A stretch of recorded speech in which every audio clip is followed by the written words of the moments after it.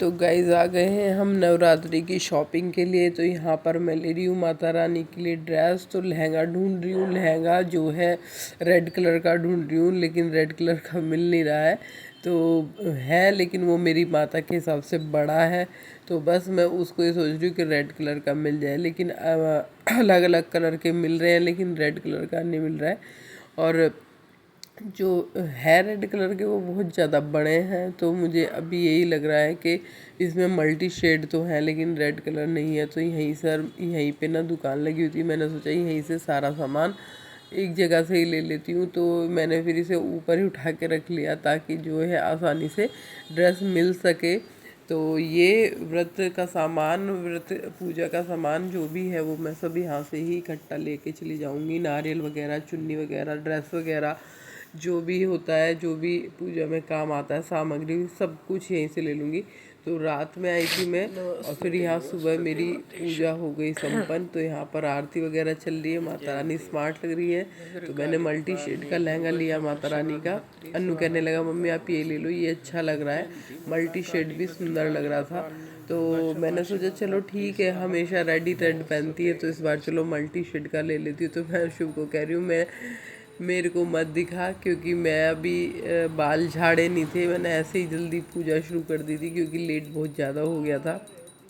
तो यहाँ पर हमारी अब आरती चल रही है। वैसे तो मेरी पूजा हो गई है ख़त्म, तो यहाँ आरती चल रही है। और उसके बाद फिर मैं आरती के बाद फिर जाऊँगी मैं किचन में। तो नवरात्रि स्पेशल भी बनेगा, तो आप लोग भी बने रहना वीडियो में और बताना कैसा लगा वीडियो। क्या है इस जग में कैसा निर्मल नाता, मैया बड़ा ही निर्मल नाता। पूत का पूत सुने मेरी माता, माता नहीं कुमाता, सब पे करुणा दर्शाने वाली, अमृत बरसाने वाली, दुखियों के दुखड़े निवारती। ओ मैया हम सब उतारे तेरी आरती। नहीं चाहिए धन दौलत ना चांदी ना सोना, मैया ना चांदी ना सोना।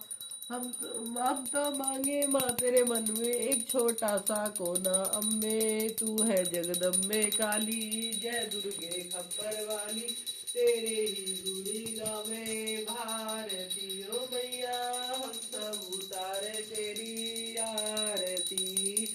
माँ बेटे का है इस जग में कैसा निर्मल नाता, मैया बड़ा ही निर्मल नाता।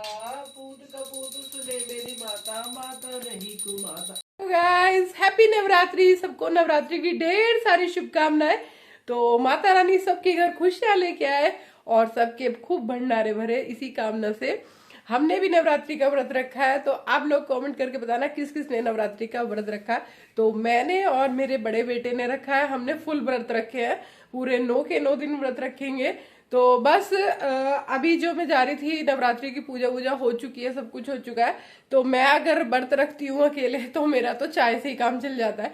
लेकिन जब अन्नू व्रत रखता है तो मुझे उसके लिए कुछ ना कुछ बनाना पड़ता है, क्योंकि होता है ना कि बच्चा है, उसे भूख भी लगेगी। तो इसलिए मैं आज उसके लिए बनाने जा रही हूँ साबूदाने की खिचड़ी।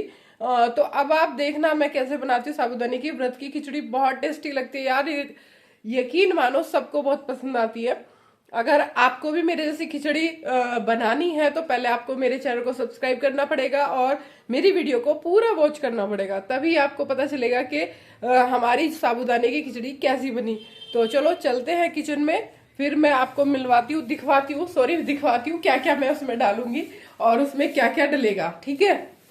तो गाइस पहुंच गए हैं हम किचन में। तो यहाँ पर अब मैं जो साबूदाने की खिचड़ी में सब्जियां डलेंगी वो मैं कट कर रही हूँ। तो यहाँ पर मैं लिया है, पहले मैंने आलू, तो मैं आलू उबला हुआ नहीं था तो इसलिए मैंने कच्चा ही आलू लिया है और उसको मैं छील के बारीक बारीक कट कर लूँगी। क्योंकि जब तक आप साबूदाने की खिचड़ी में आलू नहीं डालते तब तक उसमें टेस्ट भी नहीं आता। तो वैसे तो आलू आप उबला हुआ डाल सकते हो क्योंकि साबूदाना बहुत जल्दी करके ही हो जाता है क्योंकि वो भीगा हुआ रहता है। लेकिन अगर नहीं है आपके पास आलू उबला हुआ तो आप उसको कच्चे को बारीक बारीक पीसों में काट के उसको तल भी सकते हैं, तो भी आपका आलू वही वाला काम करेगा जो उबला हुआ चाहिए था, ठीक है ना। तो इसलिए मैंने यहाँ पे जो है आलू बारीक बारीक काटना शुरू कर दिया है, और थोड़े ज़्यादा ही काटूँगी क्योंकि थोड़ा ज़्यादा आलू डला हुआ हो, 2-3 आलू डाल दो तो बहुत टेस्टी हो जाता है। तो यहाँ पर पीछे से मैं बच्चों से भी बातें कर रही थी, क्योंकि बच्चे भी मुझसे कुछ ना कुछ पूछते रहते हैं, बात करते रहते हैं, तो मैंने उनसे भी बातें करती रहती हूँ और अपना काम भी करती रहती हूँ। तो व्रतों में आप जानते ही ये काम बहुत ज़्यादा बढ़ जाता है, और फर्स्ट डे तो कुछ ज़्यादा ही काम बढ़ जाता है, क्योंकि फर्स्ट डे की होता है ना कलश स्थापना, पूजा, माता का श्रृंगार, माता का स्नान, सब कुछ, तो उसमें लेट काफ़ी हो जाता है। तो फिर बस यही था कि अनु भी कुछ दिखाने आ गया था कुछ फ़ोन में, तो वो भी बात कर रहा था मेरे से अपने किसी चीज़ के बारे में। और वैसे भी अनु का व्रत था तो मैंने इसलिए साबूदाना बनाया भी है, खिचड़ी नहीं। तो सच बताऊँ मैं अपने लिए इतना झमेला नहीं करती हूँ, मैं सिर्फ चाय पीती हूँ और अपना पूरे दिन के लिए फ्री हो जाती हूँ। शाम को एक चाय पी लेती हूँ, बस हो गया मेरा। रात को अगर मन किया तो कुछ बना लिया, नहीं तो मन किया तो अपना दूध में 2 लड्डू डाले वो खा लिए, तो मेरा यही चल जाता है। लेकिन बच्चों के लिए तो करना पड़ता है, आप जानते हो बच्चों को हम भूखा नहीं रख सकते, और बच्चे ना भी कहें भी कि मम्मी भूख नहीं लग रही तो माँ को फिर भी चैन नहीं पड़ता। तो माएँ कुछ इंडियन ऐसी ही होती हैं, हम इंडिया के हैं तो हमें लगता है हमारा बच्चा भूखा ना रह जाए। तो वो बार बार कह रहा था मम्मी मुझे भूख नहीं है, मुझे भूख नहीं है। मैंने कहा नहीं कोई नहीं, मैं बना देती हूँ। तो फिर मैं वैसे टमाटर पहले नहीं डालती थी, लेकिन अब मैं डालने लगी। काफ़ी लोग कहने लगे कि टमाटर भी सब्ज़ी में आ जाता है, तो इसलिए मैं टमाटर अब डाल लेती हूँ। तो मैं यहाँ पर हरी मिर्च और टमाटर कट करूँगी, और उसके बाद फिर मैं इसमें ऐड भी करूँगी। तो भाई ये होता है कि व्रतों में ना थोड़ा सा ऐसा होना चाहिए कि खाना अच्छा देखने में भी लगे और खाने में भी लगे, क्योंकि बच्चे की चॉइस थोड़ी अलग है। बच्चे आजकल के ऐसा वैसा खाना कम पसंद करते हैं, तो इसलिए मैं क्या करती हूँ उसको थोड़ा डेकोरेट वाला स्टाइल में ले आती हूँ, जिससे बच्चों को खाने में अच्छा लगे। तो बस पहले व्रत थे, पहले व्रतों में और के व्रतों में फ़र्क तो मेरे पास पड़ा ही है।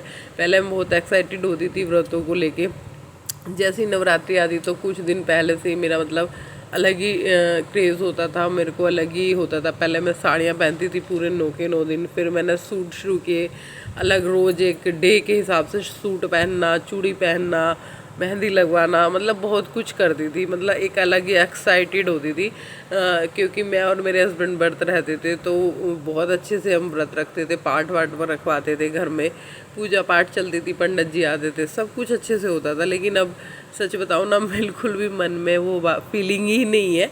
बस हाँ इतना पता है कि व्रत आए हैं, चलो करने हैं, बस और कुछ नहीं। मन में जो फीलिंग सच में होती थी ना, वो बिल्कुल भी नहीं है। और ऊपर से ना फिर अब बच्चे बड़े होने लग गए, तो बच्चों को भी लगता है, तो मैं उनकी श्रद्धा उनके भाव को क्यों मारूं। ठीक है, मेरा जो मन है, जैसा मन है, मैं बच्चों के मन पे क्यों थोपूं उसको। तो इसलिए मैं उनकी इच्छाओं को नहीं मारती। अगर उनका मन है व्रत रखने का तो ठीक है, मैं उनको व्रत रखने दूंगी। तो इसी करके मैं साथ में उनके व्रत रखती हूँ और कोशिश करती हूँ कि उनके जो भाव मन के बन रहे हैं वो ख़राब ना हो। ठीक है, तो इसलिए बस मैं इतना करती हूँ। बाकी सच बताओ ना, मन की सारी इच्छाएं ना ख़त्म हो चुकी है। मैं पहले डेली काली मंदिर जाती थी, डेली अपने अपने घर के पास मंदिर है उसमें भी जाती थी।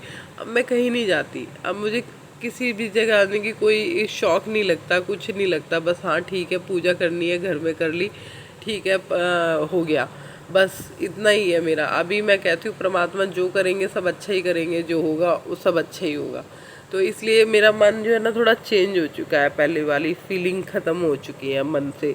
तो बस यहाँ पर मैं सब्जी वब्जी कट करके, और सच बताऊँ ना, ये जो मैंने खाना बनाया है ये शाम को 4 बजे का है, 4 बजे बन रहा है मेरा। 4 बजे इसका खाना बना पूरा मतलब शाम को कुछ नहीं खाया, अन्नू ने कुछ भी नहीं खाया। इसी को खा के ना व्रत की खिचड़ी को दोबारा उसने रात को कोई कुछ नहीं खाया। मैंने कुछ नहीं बनाया, मैंने उसे बोला भी कुटू की पकौड़ी बना देती हूँ, या मैं कुटू का पराठा बना देती हूँ, खिचड़ी बनाती हूँ। उसने कहा मम्मी यही पेट भरा पड़ा है, इससे कुछ मन नहीं कर रहा। तो उसने फिर हमने ये शाम को बनाया था, 4 बजे करीब बनाया था, तो उसके बाद उसने कुछ खाया ही नहीं। मैंने बहुत बोला खा ले, नहीं, उसने मन ही नहीं किया उसका खाने का।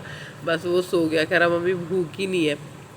तो व्रत का खाना थोड़ा हैवी हो जाता है, तो इसलिए ऐसा होता है। तो बस यहाँ पर ऐसे तैयारी श्यारी मैंने पूरी कर दी है, जो भी मेरे सब्जी कट करनी थी वो कर दी है। और साथ साथ मैं थोड़ा बहुत जो भी होता है संगवाती रहती हूँ, बाकी नहीं तो मैं सारा काम निपटाने के बाद ही सब कुछ संगवाती हूँ, क्योंकि एक बार पूरा काम ख़त्म हो जाता है फिर बाकी का सारा मैं एक साथ ही समेट देती हूँ। तो बस यहाँ पर मैं अभी मैंने वो कढ़ाई चढ़ा दी है, और कढ़ाई चढ़ाने के बाद उसमें मैंने ऑयल भी डाल दिया है। और मैं घी वगैरह डाल के जब इसको बनाऊंगी तो मैंने पहले थोड़ा सा रिफाइंड ऑयल डाला, जिससे मैं उसमें तलने का काम कर सकूं। तो मैंने पहले तलने में क्या करना है, मुझे घी तलनी है, जो मूंगफली की घी होती है ना वो तलनी है। पहले मैं उनको तलूँगी थोड़ी सी घी, और फिर उनको जब बाहर निकालूंगी उसके बाद फिर मैं आलू तलूँगी। क्योंकि ये देखो मेरी कढ़ाई चढ़ चुकी है, इसमें मैंने घी तलना शुरू कर दिया है। और जब ये घी तल जाएंगी तो फिर इसी में मैं आलू भी तलूँगी। तो वीडियो में पूरे बने रहना। वीडियो लाइक शेयर कमेंट करना, पसंद आए तो मनीषा की कहानी पर सब्सक्राइब करना।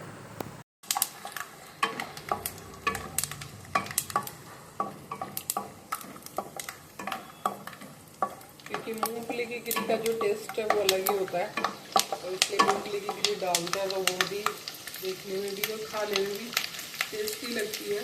तो इसलिए इनको थोड़ा तल के डाला जाता है, जिससे कि मुंह में आते हुए करारी लगे, क्योंकि ये कच्ची होती है तो इस वजह से फिर अच्छी नहीं लगती बिना तले खाओ तो। गोल्डन होने तक तलेंगे। तो ये हमारी गोल्डन हो चुकी है, अब बस इसको निकाल देंगे।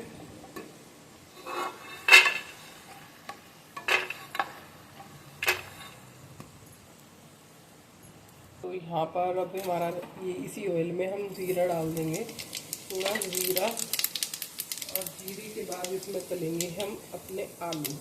क्योंकि हमारे पास कच्चे आलू हैं, अगर मेरे पास उबले हुए आलू होते तो मुझे तलने नहीं पड़ते, तो मेरे पास कच्चे हैं तो इसलिए पहले मैं इसको तलूंगी।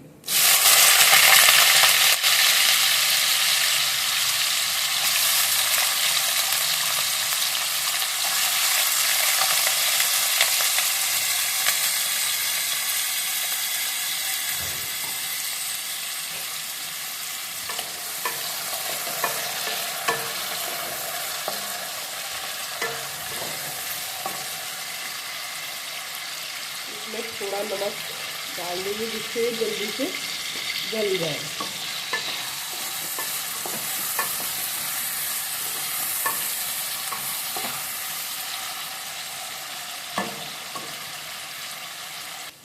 तो ये आलू हमारे अब हो चुके हैं।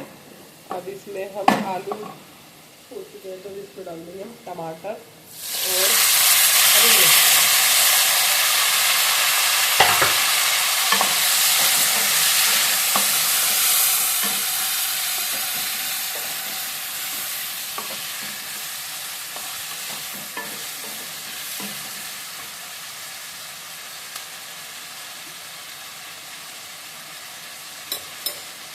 तो इसमें अब टमाटर मिर्च हमने डाल दी, तो इसमें डालेंगे धनिया और हमारी लाल मिर्च पाउडर, और डाल देंगे अब इसमें नमक बर्फ वाला।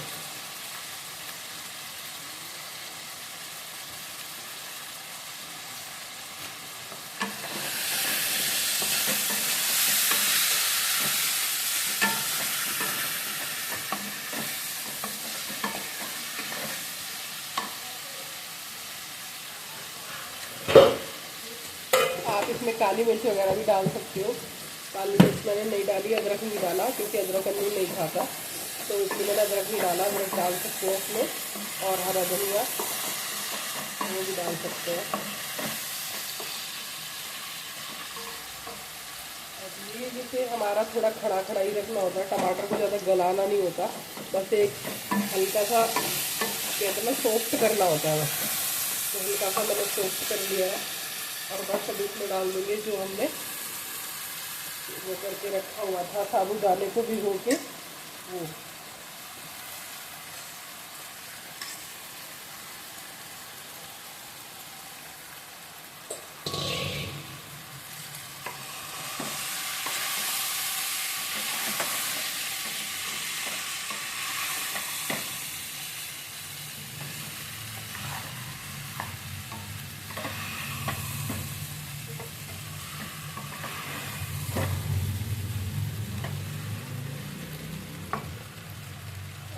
सब डालना के बाद फिर हम डालेंगे इसमें जो हमने ग्री करेंगे।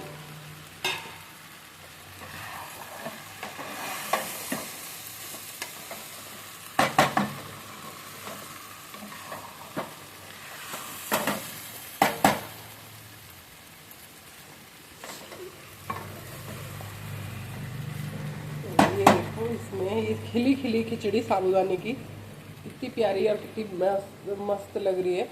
ठीक है ना, तो मैं इस तरीके से बनाती हूँ और आप लोग भी बना सकते हैं। बहुत इजी है, कुछ लोगों को नहीं आती, तो इसलिए मैंने ये अपनी तरीके से बता दिया कि साबूदाने की व्रत की खिचड़ी आप खा सकते हो बना के, दही से, चटनी से, कैसे भी जैसे आपको अच्छी लगती है उसी हिसाब से। कोई भी त्योहार आता है तो मन दुखी तो होता ही है, अपना दिखाओगे नहीं लेकिन अंदर से तो आपको पता चलेगा ही।